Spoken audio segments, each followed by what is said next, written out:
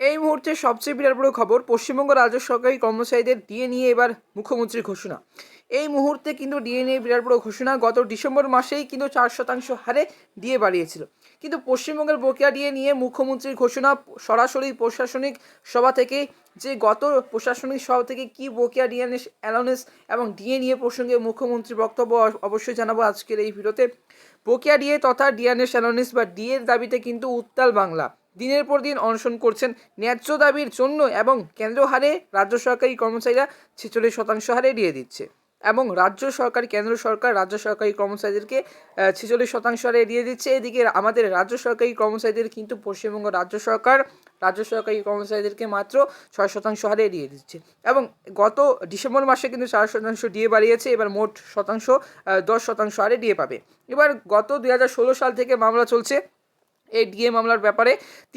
তিনবার জয় লাভের পর ও তাদের দাবি মতো ডিএনএস অ্যালাউন্স বা বকেয়া মহার্ঘ ভাতা পাচ্ছেন না। সরকারের কাছে দাবি করলে পুরোটা না পাওয়া গেলেও কিন্তু কিছুটা পেলে আন্দোলন প্রশমিত করা যায়, কিন্তু 37%-এর জায়গায় 3% বকেয়া মহার্ঘ ভাতা মিলে কার্যত ভিজায় চটেছেন রাজ্য সরকারি কর্মচারীরা। অন্যদিকে মামলা ও কর্মসূচি চালিয়ে যাচ্ছেন। আজ কিন্তু 350 দিন ধরে আন্দোলন করছেন সংগ্রামী যৌথ মঞ্চ আন্দোলনকারীরা। আর এই পরিস্থিতি সামাল দিতে কার্যত ড্যামেজ কন্ট্রোল খোদ এবং মুখ্যমন্ত্রী মমতা বন্দ্যোপাধ্যায় এই যে রাজ্য সরকারি কর্মচারীদের দাবির মতো কেন দিয়ে দিচ্ছে না এআইসিপিআই হারে। এবার এআইসিপিআই কেন্দ্র হারে কিন্তু কেন দিয়ে দিচ্ছে না, এআইসিপিআই হারে কেন্দ্র কেন দিয়ে দিচ্ছে, তার গোপন রহস্য কী? রাজ্য আর কেন্দ্রের ডিএনএস অ্যালাউন্সের ফারাক এত কেন? কার্যত সমস্ত প্রশ্নের উত্তর দিলেন মুখ্যমন্ত্রী মমতা বন্দ্যোপাধ্যায়। কী বললেন আজকের প্রতিবেদনে জানাবো। আজকের এই ভিডিও যদি নতুন হয়ে থাকো আমাদের এই চ্যানেলে অবশ্যই কিন্তু এরকম ভিডিও আপডেট পেতে অবশ্যই কিন্তু আমাদের এই ভারত এক্সক্লুসিভ ইউটিউব চ্যানেলটিকে সাবস্ক্রাইব করে অবশ্যই পাশের বেলাইকনটা অবশ্যই ক্লিক করে রাখবে। আর এই যে মুখ্যমন্ত্রী এর ডিএনএস অ্যালাউন্স কেন কেন্দ্র সরকারি কর্মচারীদের 46% হারে দিয়ে দিচ্ছে এবং রাজ্য সরকারি কর্মচারীদের কেন এত কম দিচ্ছে, অবশ্যই কিন্তু মুখ্যমন্ত্রী মমতা বন্দ্যোপাধ্যায় জানিয়ে দিল। এই যে আর এদিনের বক্তব্য কার্যত কেন্দ্রের বঞ্চনা কথা আরেকবার কিন্তু ফুটে উঠল তার মুখ থেকে। রাজ্য কেন ডিএনএস অ্যালাউন্স দিচ্ছে না?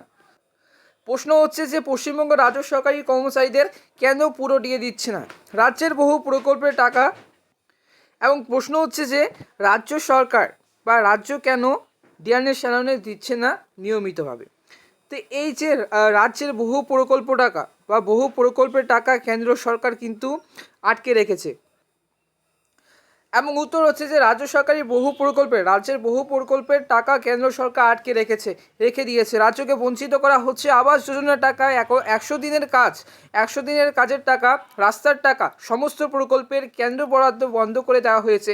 কেন্দ্রের মোদী সরকারের বঞ্চনার বিরুদ্ধে তীব্র ভাষায় তোপ দাগলেন মুখ্যমন্ত্রী মমতা বন্দ্যোপাধ্যায়।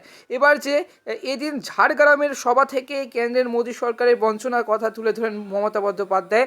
সম্প্রতি জেলা সফরে ঝাড়গ্রাম গিয়েছেন মমতা বন্দ্যোপাধ্যায়। ঝাড়গ্রামে কিন্তু এক সভা থেকে মুখ্যমন্ত্রী মমতা বন্দ্যোপাধ্যায় কেন্দ্র সরকারের বঞ্চনার বিরুদ্ধে সরব হন। সেখানেই তিনি মন্তব্য করেন যে ভোটের আগে কেন্দ্র সরকারের মুষ্টিমে কিছু উপরতলার লোককে ডিএনএস অ্যালাউন্স দিচ্ছে, কিন্তু লোকসভা ভোটের আগে তাদের মন কিন্তু জোগাতে এই যে ডিএ দেওয়া হচ্ছে। কেন্দ্র সরকারের চাকরি ক্ষেত্রে পলিসি এরকম, এবং আর রাজ্য সরকারি কর্মচারীদের ক্ষেত্রে পলিসি আলাদা। তো বন্ধুরা, মুখ্যমন্ত্রী জানিয়ে দিলেন যে রাজ্যের বহু প্রকল্পের টাকা কিন্তু কেন্দ্র সরকার আটকে রেখেছে। আবাস যোজনার টাকা এবং বিভিন্ন সমস্ত প্রকল্পের কেন্দ্র বরাদ্দ বন্ধ করে দিয়েছে কেন্দ্র সরকার। তবে যে কেন্দ্রের মোদী সরকারের বঞ্চনার বিরুদ্ধে তীব্র ভাষায় কিন্তু তোপ দাগলেন মুখ্যমন্ত্রী মমতা বন্দ্যোপাধ্যায়। এবার কিন্তু ঝাড়গ্রামের সভা থেকে মুখ্যমন্ত্রী বললেন যে কেন্দ্রের মোদী সরকারের বঞ্চনা কথা তুলে ধরলেন মুখ্যমন্ত্রী মমতা বন্দ্যোপাধ্যায়। কী বললেন? জেলা সফরে ঝাড়গ্রাম গিয়েছেন মুখ্যমন্ত্রী মমতা বন্দ্যোপাধ্যায়। তবে এই ঝাড়গ্রামে এক সভা থেকে মুখ্যমন্ত্রী মমতা বন্দ্যোপাধ্যায় কেন্দ্র সরকারের বঞ্চনার বিরুদ্ধে সরব হন। সেখানেই তিনি মন্তব্য করেন যে ভোটের আগে কেন্দ্র সরকার মুষ্টিমে কিছু উপরতলা লোককে, মানে কেন্দ্রীয় সরকার মুষ্টিমে করার জন্য, এবং ভোট কিন্তু এই লোকসভা ভোট কিছুদিনের পর এবং কয়েক মাসেই কিন্তু লোকসভা ভোট হতে চলেছে।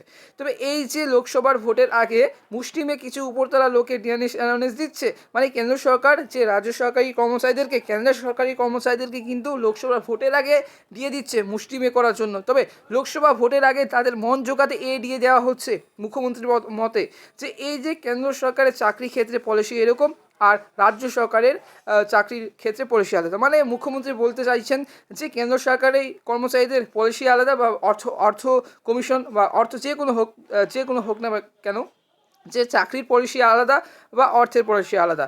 তো রাজ্য সরকারি কর্মচারীদের বা কেন্দ্র সরকারের যে চাকরির ক্ষেত্রে পলিসি এরকম আলাদা, আর রাজ্য সরকারি কর্মচারীদের ক্ষেত্রে আলাদা। তো এই যে কেন্দ্র রাজ্যের বরাদ্দ এর টাকা দিচ্ছে না, তবে এই যে বঞ্চিত করছে বাংলাকে মুখ্যমন্ত্রী মমতা বন্দ্যোপাধ্যায়, তার ভোটের আগে কেন্দ্র সরকারি কর্মচারীদের ডিএ অ্যালাউন্স দিচ্ছে। মানে মুখ্যমন্ত্রীর মতে যে কেন্দ্র সরকার কেন দিয়ে দিচ্ছে, এবং রাজ্য সরকারি কর্মচারীদের যে এটাই প্রশ্ন করেছিলেন মুখ্যমন্ত্রী মমতা বন্দ্যোপাধ্যায়, এবং মুখ্যমন্ত্রী মমতা বন্দ্যোপাধ্যায় এটাই বোঝাতে চাইছেন যে কেন্দ্র সরকার লোকসভা ভোটের আগে মৌসুমি করছে রাজ্য সরকারি কর্মচারীদের এবং উপরতলার লোককে। এই যে জনগণকে বঞ্চিত করে মুষ্টিমেয় কিছু লোককে এই টাকা দেওয়া হচ্ছে, কেন্দ্র সরকার দিচ্ছে। ঝাড়গ্রামের সভা থেকে মুখ্যমন্ত্রী মমতা বন্দ্যোপাধ্যায় এই সরব হওয়াকে কেন্দ্র করে ডিএনএস আন্দোলনকারী রাজ্য সরকারি কর্মচারীদের একাংশের কিছু সংগঠনের তরফে কিন্তু বিভিন্ন ধরনের বক্তব্য পেশ করা হয়েছে। তবে এই যে দীর্ঘদিন ধরে যে কেন্দ্র হারে বকেয়া ডিএনএস এর দাবিতে কলকাতার রাজপথে বসে ধর্ণা বিক্ষোভ, তার মধ্যে সংগ্রামী যৌথ মঞ্চ। তবে দীর্ঘদিন ধরে কেন্দ্র সরকারি কর্মচারীরা আজ কিন্তু 350 দিন ধরে সংগ্রামী যৌথ মঞ্চে অবস্থানে আন্দোলন করছেন। আগামী 19 জানুয়ারি কিন্তু বিরাট বড় মহাবেশ এবং মহামিছিল করতে চলেছেন। তারপরেই কি ডিএনএস বা ডিএর ভবিষ্যৎ অবশ্যই জানাবো আজকের এই ভিডিওতে। তবে দীর্ঘদিন ধরে কিন্তু কেন্দ্র সরকারি কর্মচারী বা কেন্দ্র হারের বকেয়া ডিএনএস এর দাবিতে কলকাতার রাজপথে বসে ধর্ণা বিক্ষোভ চালিয়ে যাচ্ছে রাজ্য সরকারি কর্মচারীরা। একাংশের সংগঠন সংগ্রামী যৌথ মঞ্চ কখনো তারা ধর্মঘটিষ্ঠের কর্মবিরতি প্যান ডাউন এর মতো কর্মসূচি করেছেন, কিছুই করতে বাকি রাখেননি তারা। এমনকি দিল্লির রাজপথে গিয়েও কিন্তু ডিএনএসের দাবিতে জানিয়ে এসেছেন, কিন্তু এখনও পর্যন্ত কোনো লাভ হয়নি। তারা কিন্তু কেন্দ্র সরকারি কর্মচারীরা 46% হারে ডিএ পাচ্ছে। এবার কিন্তু গত ডিসেম্বর মাসে 4% ডিএ বাড়িয়ে 10% মোট পাবেন রাজ্য সরকারি কর্মচারীরা। তবে কিন্তু 36% বাকি, তবে 36% বাকি ডিএ। তবে এই যে বর্তমানে রাজ্য সরকারি কর্মচারীদের বকেয়া ডিএ মামলাটি সুপ্রিম কোর্টে যে বিচারাধীন রয়েছে, এখনও পর্যন্ত শুনানি শুরু হয়নি শীর্ষ আদালতে। সম্প্রতি শুনানির জন্য যে মুখ্যমন্ত্রী কোর্টে মামলাটি উঠলে আরও 3 থেকে 4 মাস পিছিয়ে যায় শুনানির দিন। ফলে এরপর কিন্তু থেকে রাজ্য সরকারি কর্মচারীদের একাংশ যারা ডিএর দাবিতে আন্দোলন করছেন, তারা কার্যত হতাশ হয়ে পড়েছেন যে তাদের সেই হতাশা কাটানোর জন্য বিরোধী রাজনৈতিক কিন্তু দলগুলোর তরফে মধ্যে কিন্তু ইন্ধন যোগানো হচ্ছে। আর এরকম একটা আবহের মধ্যেই ঝাড়গ্রামে জেলা সফরে গিয়ে মুখ্যমন্ত্রী মমতা বন্দ্যোপাধ্যায় রাজ্য সরকারি কর্মচারীদের ডিএর প্রসঙ্গটি কিন্তু তুলে ধরেন। সরকারি কর্মচারীদের ডিএর প্রসঙ্গ তুলতে গিয়ে কেন্দ্র সরকারের বঞ্চনার বিরুদ্ধে সরব হন মুখ্যমন্ত্রী। এদিনের সভা থেকে মুখ্যমন্ত্রীর বক্তব্য প্রসঙ্গে সরকারি কর্মচারীদের একাংশের সংগঠন কনফেডারেশন অফ স্টেট গভর্নমেন্ট এমপ্লয়িজের তরফে বলা হয়েছে যে মুখ্যমন্ত্রী যে পলিসির কথা বলেছেন সেটা ঠিক নয়।